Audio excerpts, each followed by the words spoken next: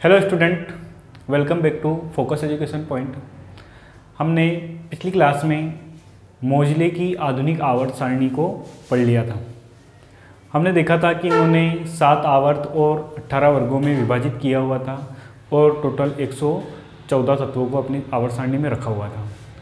हम आज आधुनिक आवर्त सारणी की प्रवृत्ति, गुणों में किस प्रकार से व्यवहार रखते हैं तत्व, वो पढ़ेंगे। लेकिन इससे को पढ़ने से पहले मैं आपको बता दूं कि आधुनिक आवर्त सारणी में तत्वों को इलेक्ट्रॉनिक विन्यास के आधार पर जमाया नील्स बोर ने।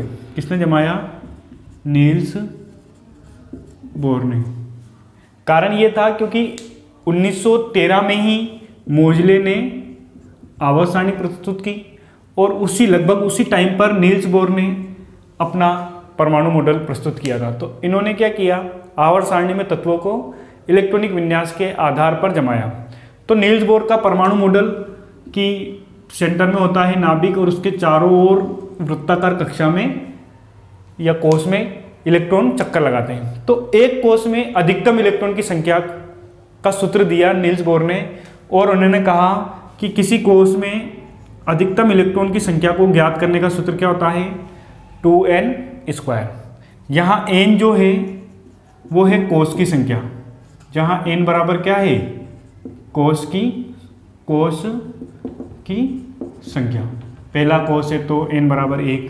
अब देखना यहाँ पर n बराबर 1 के लिए क्या होगा? इलेक्ट्रॉन की संख्या कितनी होगी? 2 होगी। मतलब कि पहले कोश में अधिकतम कितने इलेक्ट्रॉन हो सकते हैं? 2। इसी प्रकार n बराबर 2 के लिए 2 दूना 4 और 2 4 दूना 8। दूसरे कोश में इलेक्ट्रॉन की संख्या 8। इसी प्रकार तीसरे में 3 का स्क्वायर 9 और 9 का मल्टीपल 2 से करेंगे तो 18। तीसरे कोश में कितने हो गए? 18। इसी प्रकार n बराबर 4 के लिए 4 का स्क्वायर 16 और 16 दूना 32। इसी प्रकार n बराबर 5 के लिए यहाँ आएगा 50। इन नंबर्स को कहा जाता है मैजिक नंबर। क्या कहा जाता है? मैजिक नंबर या जादुई संख्या। मैजिक नंबर या जादुई संख्या। और यह फॉर्मूला होता है जिससे n बराबर 1 से लेकर 7 तक, क्योंकि मोजले की आधुनिक आवर्त सारणी में आवर्तों की संख्या कितनी थी? 7 थी। तो n बराबर 1 से लेकर हम 7 तक ले सकते हैं और कोश में अधिकतम इलेक्ट्रॉन की संख्या ज्ञात की जा सकती है। ये हो गया नील्स बोर का सूत्र, जिससे हम क्या कर सकते हैं? एक कोश में अधिकतम इलेक्ट्रॉन की संख्या ज्ञात कर सकते हैं। हम आते हैं अब आधुनिक आवर्त सारणी की प्रवृत्ति पर। आधुनिक आवर्त सारणी की प्रवृत्ति, पहला गुण देखते हैं इसका, संयोजकता। संयोजकता कहते किसे हैं, पहले ये जान लेते हैं हम। तो किसी भी परमाणु के बाह्यतम कोश में उपस्थित इलेक्ट्रॉन की संख्या को हम किस में से घटा लें? 8 में से घटा लिया जाए तो वो क्या आ जाती है? उसकी संयोजकता आ जाती है कंप्लीट। या फिर एक और परिभाषा बन सकती है इसकी कि एक तत्व द्वारा दूसरे तत्व से संयोग करने की क्षमता ही क्या कहलाती है? संयोजकता कहलाती है। तो संयोजकता का मान एक ही आवर्त में जब हम बाएं से दाएं चलते हैं, एक ही आवर्त में कहाँ से? देखो इसमें इसका मान परिवर्तित किस प्रकार से होगा, क्योंकि हमने 2 चीज़ें पढ़ी हुई है मोजले की आधुनिक आवर्त सारणी में, आवर्त और वर्ग। तो इसका मान जो परिवर्तित होगा एक आवर्त में किस प्रकार से होगा? मैं आवर्त का एग्जांपल दे देता हूँ आपको। दूसरे आवर्त की बात कर लेते हैं अपन। यहाँ होता है lithium, beryllium, boron, carbon, nitrogen, oxygen, fluorine और नियोन। यहाँ इसके बाह्यतम कोश में देखो इसका परमाणु क्रमांक 3 है। इसका परमाणु क्रमांक कितना है? 3। इसके पहले कोश में 2 और दूसरे में 1, क्योंकि पहले कोश में अधिकतम कितने हो सकते हैं? 2 हो सकते हैं। तो यहाँ पर 1 है, बाह्यतम कोश में कितना है? 1। इसके बाह्यतम कोश में 2, इसके बाह्यतम कोश में 3, इसके बाह्यतम कोश में 4, फिर 5 और इस प्रकार से हमने इनका इलेक्ट्रॉनिक विन्यास लिखा। लेकिन यहाँ हमने क्या देखा कि इसके बाह्यतम कोश में कितने इलेक्ट्रॉन है? 1 है। तो ये 1 ही इसकी क्या हो गई? संयोजकता। परिभाषा वापस देखो, किसी भी तत्व के, किसी भी परमाणु के बाह्यतम कोश में उपस्थित इलेक्ट्रॉन की संख्या या उस इलेक्ट्रॉन की संख्या को 8 में से माइनस करके हम क्या ज्ञात कर लेते हैं? संयोजकता ज्ञात कर लेते हैं। इसकी संयोजकता कितनी हुई? +1। कितनी हुई? +1। इसकी संयोजकता कितनी हुई? +2। मतलब कि ये एक इलेक्ट्रॉन दे सकता है किसी को। कंप्लीट है। इसी प्रकार इसकी +3, इसकी +4 भी है, या ये 4 और ग्रहण करके 8 इलेक्ट्रॉन कर सकता है, इसलिए इसकी +4 और -4 होती है।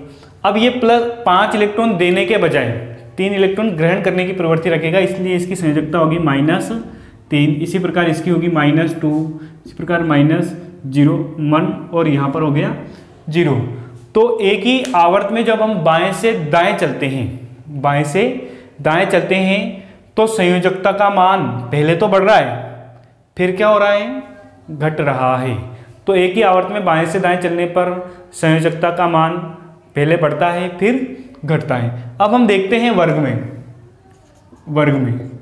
तो मैं पहला ही वर्ग की बात करूं तो यहाँ होता है हाइड्रोजन, फिर lithium, sodium, potassium, rubidium, caesium और फ्रांसियम।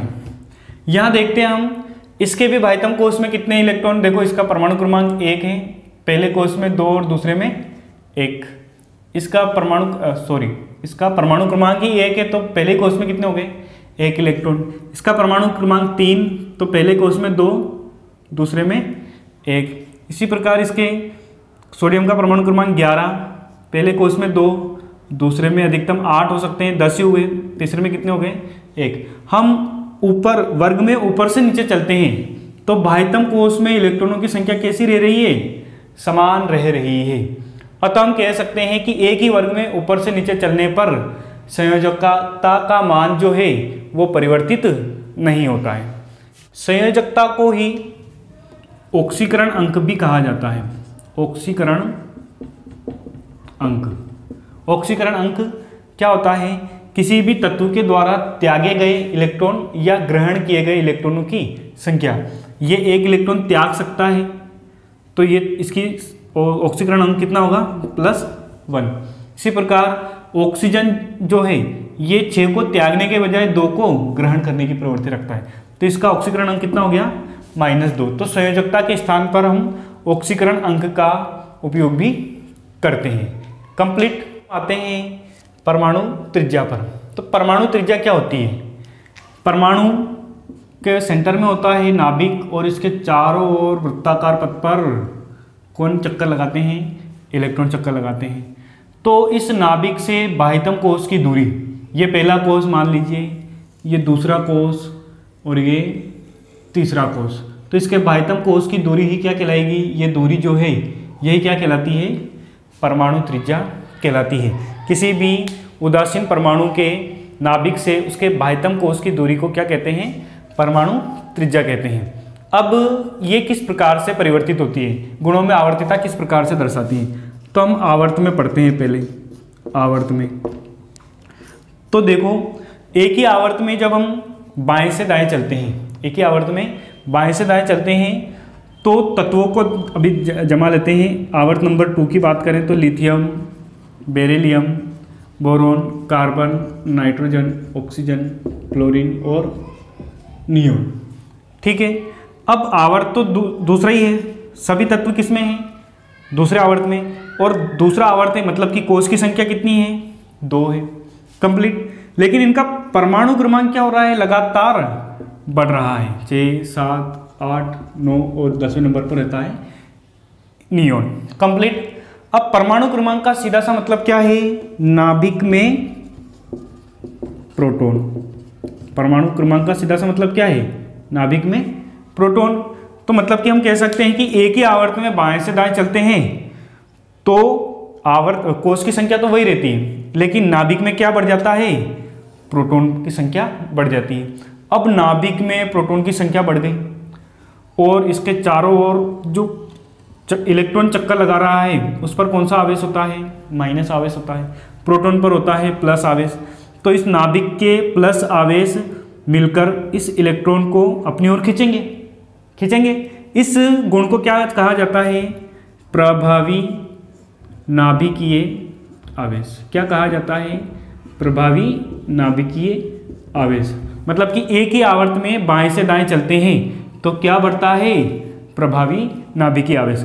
जब इस इलेक्ट्रॉन को खींचेगा तो ये पूरा कोष खींचेगा, इससे इस इलेक्ट्रॉन इस कोष के और इस नाभिक के बीच की दूरी में क्या आ जाएगा, अंतर कम हो जाएगा। मतलब कि परमाणु त्रिज्या के मान में क्या हो जाएगी, कमी हो जाती है।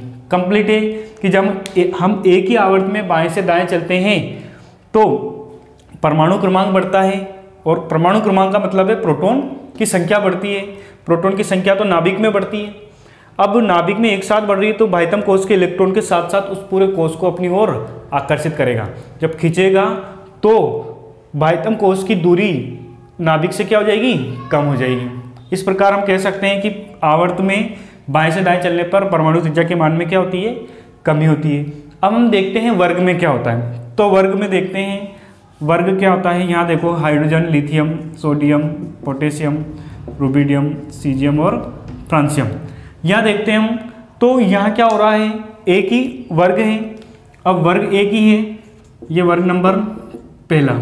अब वर्ग में ऊपर से नीचे चलते हैं तो इसका परमाणु क्रमांक 1 तो पहला ही कोष होगा इसके लिए, इसका परमाणु क्रमांक 3 तो पहला कोष और दूसरा कोष, इसका परमाणु क्रमांक 11 तो 2, 8। मतलब कि लगातार कोष की संख्या बढ़ रही है। क्या बढ़ रही है, कोष की संख्या। कोष की संख्या जैसे हाइड्रोजन के लिए देखूं तो ये नाभिक और ये रहा इसका पहला कोष। अगर लिथियम के लिए देखें तो ये नाभिक, ये पहला कोष और ये दूसरा कोष। इसी प्रकार अगर सोडियम के लिए देखें तो ये नाभिक, पहला कोष, दूसरा कोष और तीसरा कोष। अब मुझे बताओ इसका बाह्यतम कोष कौन सा है, ये वाला। इस बाह्यतम कोष के से नाभिक के बीच की दूरी ज़्यादा हुई। इसी प्रकार हाइड्रोजन की थोड़ी इससे कम हुई, लिथियम की इससे ज़्यादा। मतलब कि एक ही वर्ग में हम ऊपर से नीचे चलते हैं तो कोष की संख्या बढ़ती है। क्या बढ़ती है, कोष की संख्या। और कोष की संख्या बढ़ने के कारण नाभिक से बाह्यतम कोष की दूरी भी बढ़ जाती है, और जिसके कारण परमाणु त्रिज्या के मान में क्या हो जाती है, वृद्धि हो जाती है। हमने पढ़ लिया आधुनिक आवर्त सारणी की प्रवृत्ति, और 2 गुणों का अध्ययन हमने किया, संयोजकता और परमाणु त्रिज्या। तो इससे आगे के जो गुण हैं वो हम अगली क्लास में देखेंगे। आज के लिए इतना ही। Thank you.